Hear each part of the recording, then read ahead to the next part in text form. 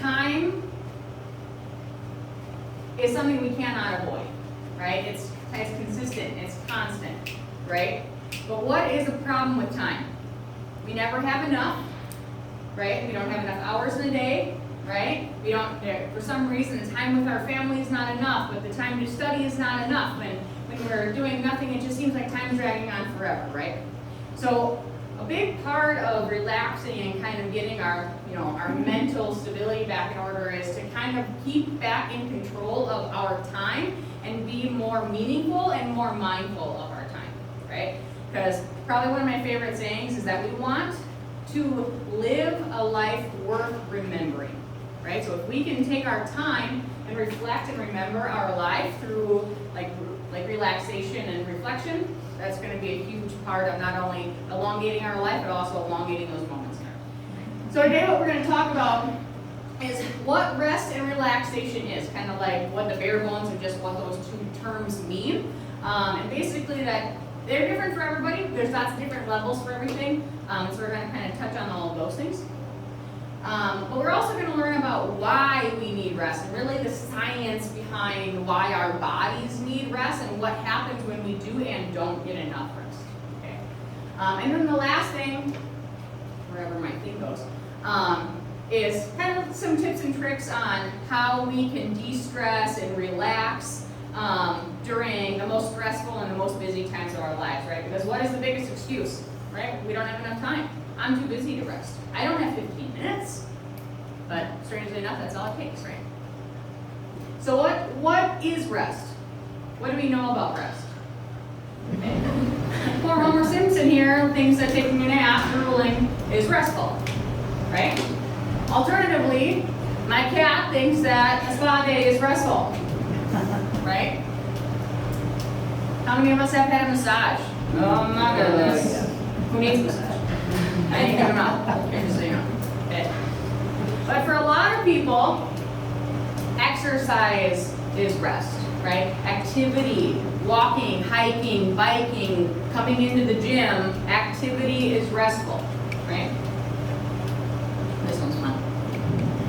How many people think baking or cooking is restful, right? Kind of like gets you in a whole different spot, right? I know Brian, my fiance, loves cooking and kind of like takes his mind off everything he did for the day.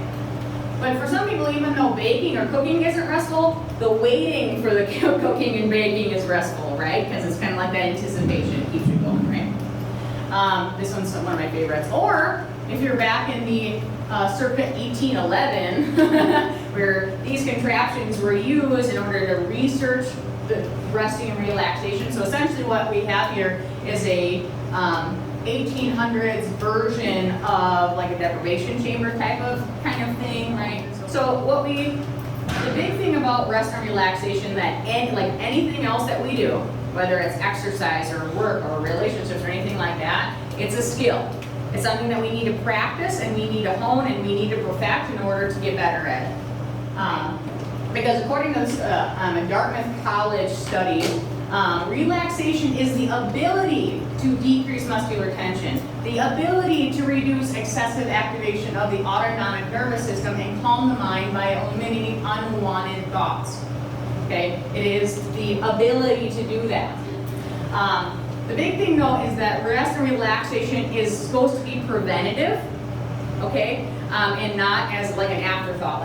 So it's supposed to be something where, if we practice relaxation and rest, it is supposed to help us break through those stressful times, and having those methods helps a lot going through those times.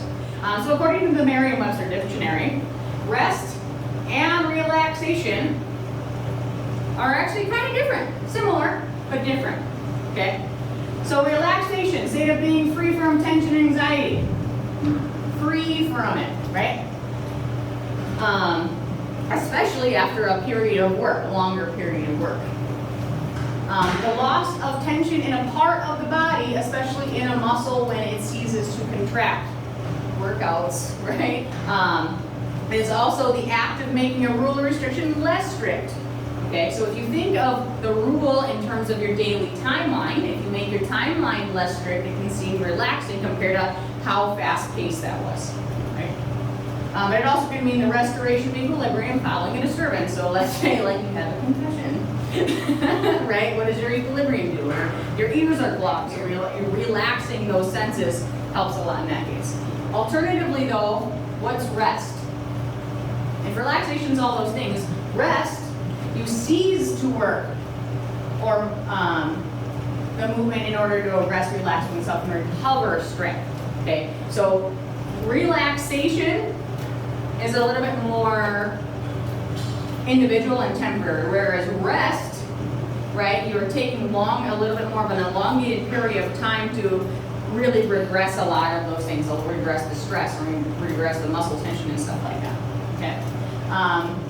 Rest is to be placed or supported as to stay in a specified position. Okay. What does that make you think of? Yeah, totally, right? Just like, right? Or even like a headrest or something like that, playing or stuff. Lazy boy. Oh yeah, totally. Right. An instance or period of relaxing or ceasing to engage in strenuous or stressful activity. So it sounds very similar to what our relaxation definition was, right? But notice the difference. Activity and not just a specific muscle. One is, like I said, a little bit more individual, a little bit more temporary, and the other one's more elongated across a period of time. Also an object used to support something. When we think of support, what do we think of? Not only like a leg rest or a head rest, right? But what else? Yeah. Okay, what if it's not an object? Family support, emotional support. Yep, exactly. So in the 60s, there was a researcher out there, his name was John C. Lilly. Anybody heard of him? He was one of the pioneers of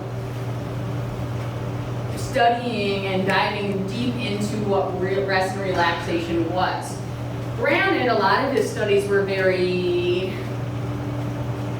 questionable, right? So, you know, things in the 60s were very psychedelic, right?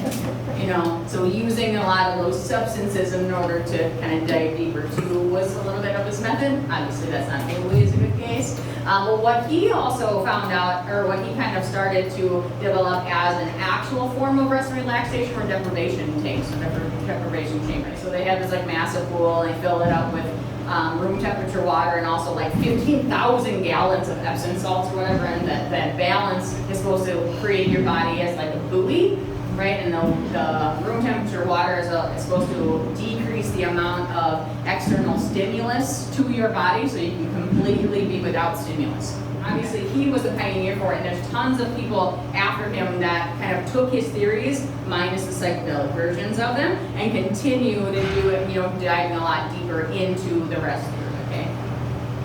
Why are so many people studying this? So, what Nicolas Cage will tell us is that we study this because people are stressed. Lisa was completely correct in that fact. We would not be here today, I would not be talking about this if it weren't for stress. But stress affects our body in tons of ways. But there's two major areas of stress that drain our nervous system. Emotions, so our kindergarten friends can tell us what our emotions are, but also digestion, right? Two main sources of our nervous system draining, okay? And it kind of makes sense if you think about it, right? How many emotions we have at the time? How many times do emotions drive our actions? And, you know, what does heartache feel like, right? What does, you know, loss feel like? What does success feel like? It all kind of feels like it comes from right through your belly button. You know what I'm saying? And so that affects our body from the inside out. Similarly with digestion, right?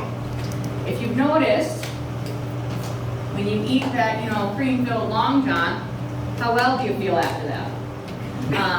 So when we consume processed things or foreign things in our body, it takes so much more time, so much more energy, so much more enzymes and resources in your body to digest those things that it's literally stressing your entire digestive system out.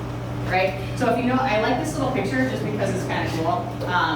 It's a like mechanical representation of your digestive system. So if it doesn't know what to do with it, there's definitely avenues in place to help digest those things, right? But think about if we always consume the things that our body knew what to do with, how much more relaxed would our insides be?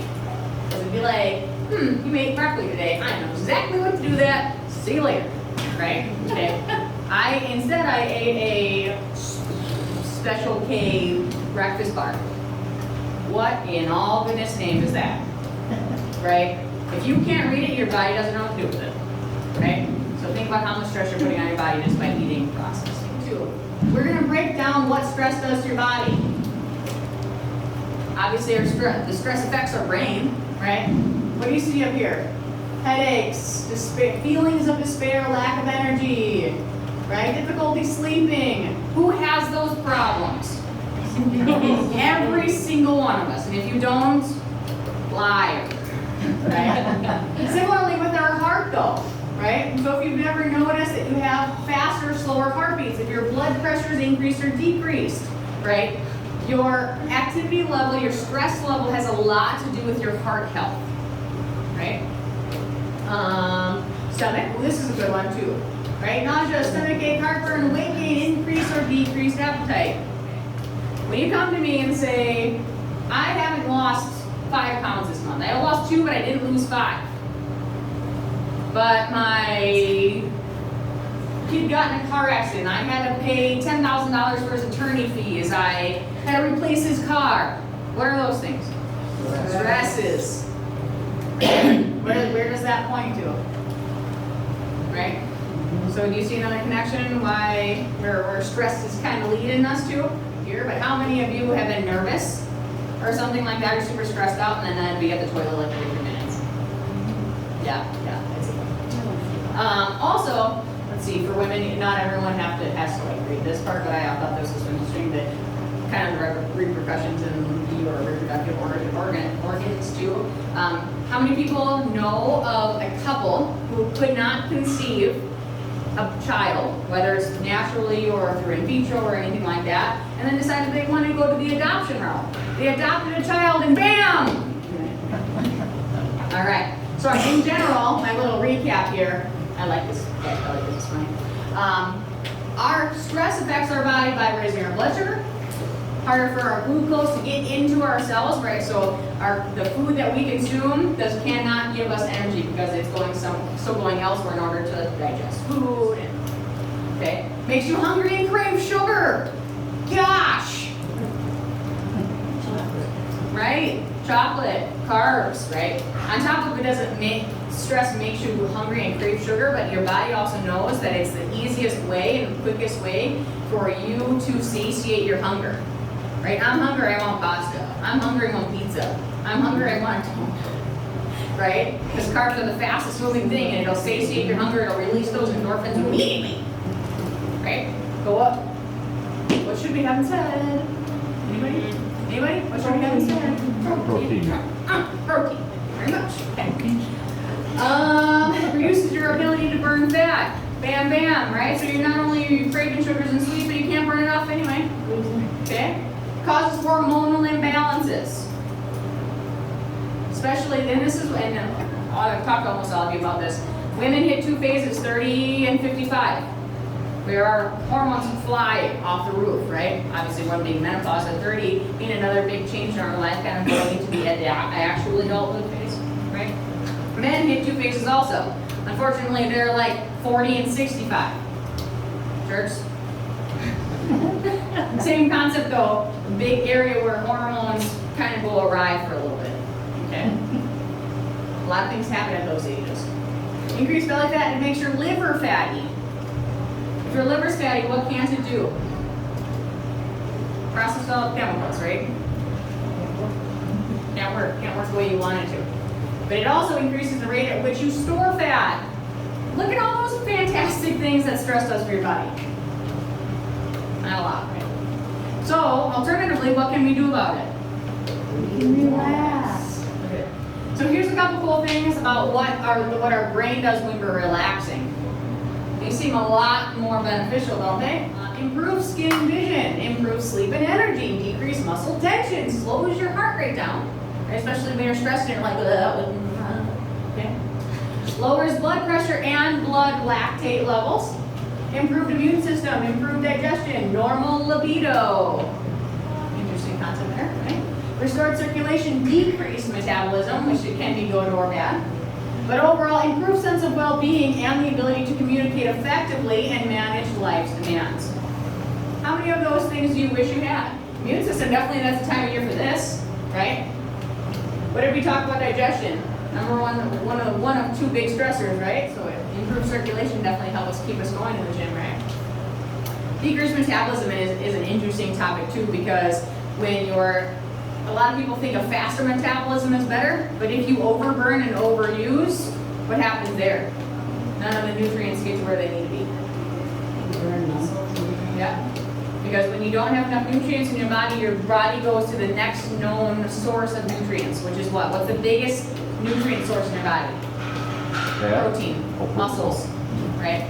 Well, in theory, that's what it's supposed to be, right? So it takes those muscles that we work so hard to get and takes them away. Okay.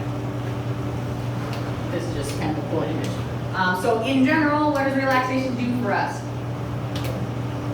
It'll keep your stress levels at check, bam. Right? So if you relax, you can more easily manage our stress. You'll sleep better, boom.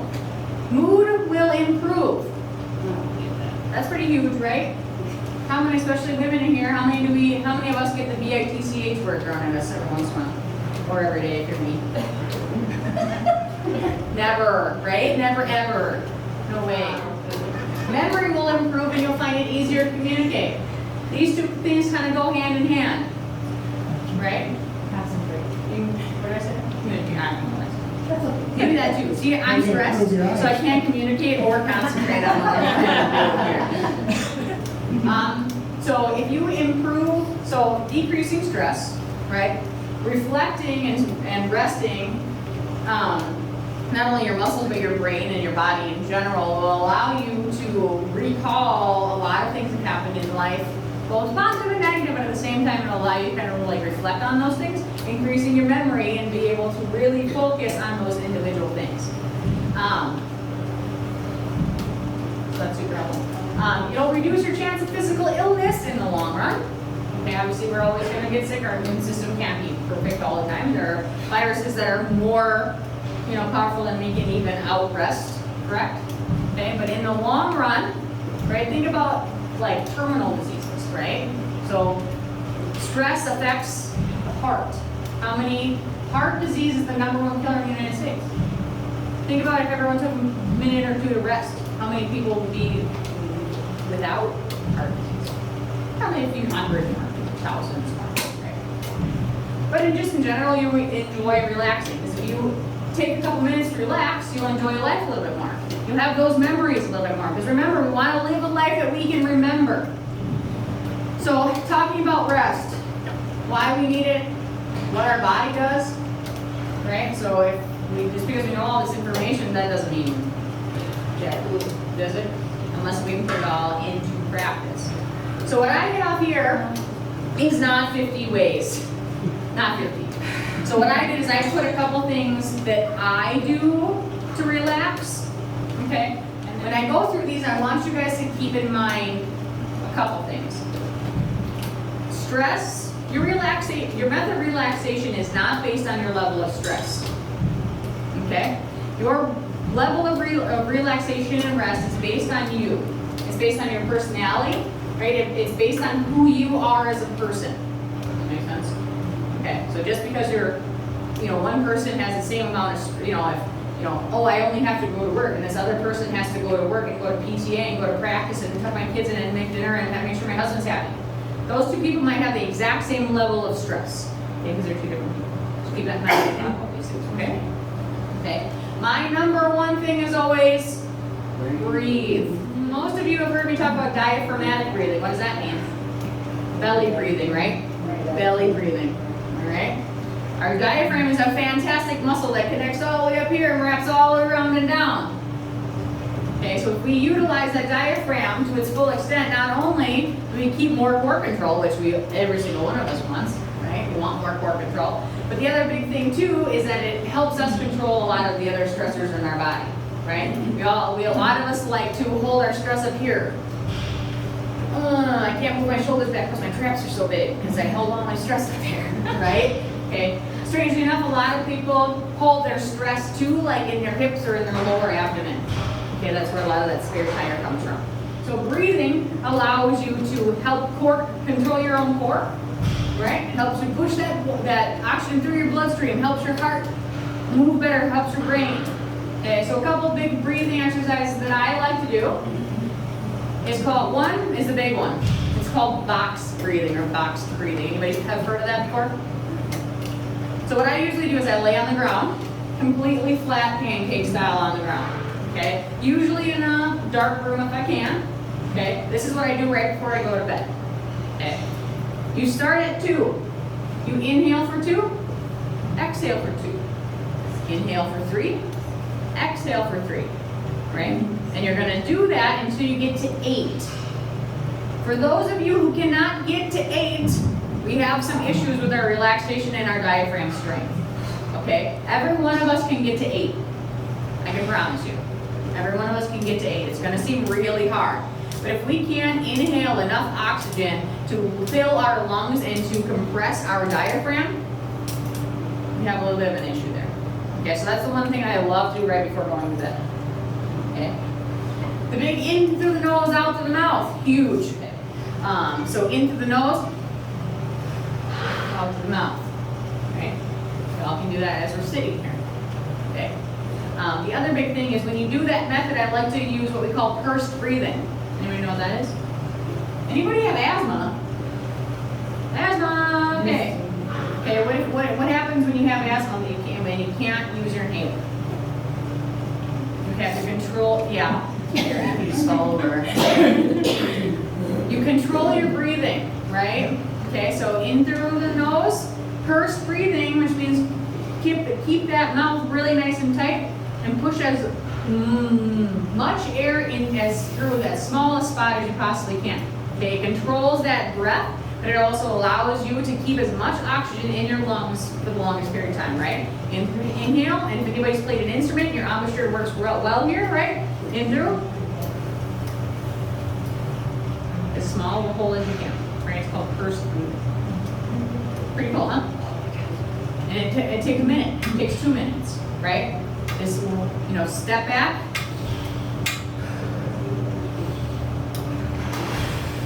Right? And sit back and relax. Next big thing, slow yourselves down. Okay? Why are we going so fast? Why do we keep piling stuff on top of stuff?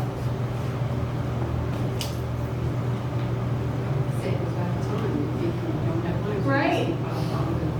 But what happens when we pile and pile and pile? Get overwhelmed. What happens when you get overwhelmed? Stress. Woo-hoo! Yeah! There it is. If you think about our moments in life here. Think about like studying or doing something that you don't like to do. What does time tell you? I'm bragging, man. Alternatively, what happens when you're with your friends, with your family, with your significant others? What does time tell you then? See ya. I'm out of here. Right? Hours seem like minutes. Okay. But if we are able to take that time and reflect on it, we make those moments way more meaningful. Okay, so if we can spend more time doing the meaningful things, spend more time reflecting on those things that we did, right? So AKA taking a moment to rest. It's making those moments in our life more meaningful because you can recount them. You're going to remember them. You're going to remember them more clearly, more vividly. And statistically speaking, it takes 2 to 3 days after that event for you to realize what impact that event had on you. Okay? Because it takes about that time for essentially your body's timeline and your life's timeline to catch up to each other. Does that make sense? Seems kind of weird, doesn't it? Because it's like stuff that happened over the weekend. You're just now realizing, that was really cool. Sunday afternoon, you're just like, I just want to sit here and do nothing, and my brain is fried because I've been so busy Monday, you're still kind of in that same boat. By the time Tuesday evening, Wednesday comes around, you realize that what you did on Saturday night with your friends and family was awesome. Right? Think about that for a second. You're like, yeah, totally. By the time Tuesday, Wednesday comes around, yeah, I can totally actually appreciate what happened. Take your time. Take some me time, right? Especially as many women as we have in this room, we spend our entire lives taking care of everybody else. If we can take a little bit of a dose of our own medicine, right, and take care of ourselves the way we take care of everyone else, how much better off would we be? How much better mothers are we? How much better siblings are we? How much better spouses can we be if we're relaxed and our brains are level-headed and we're not stressed, right? We need to take a little bit of our own advice here, okay? And strangely enough, it literally only takes 15 minutes a day. For every hour that you work, you should rest for 15 minutes. So, I like that game, right? How many of you thinking right now, I wish? Yeah, I wish. What would happen to your workload if you were able to rest 15 minutes every hour? What if we took that hour and a half, right? And we took a break, took a breather, took a walk, right? So, took a little bit of a breathing exercise. How much more efficient would that next hour and a half be? Much work. It would, right? So that 4 hours turns into a solid 8 hours of productive work. Okay, so it only takes 15 minutes for you to regress, right?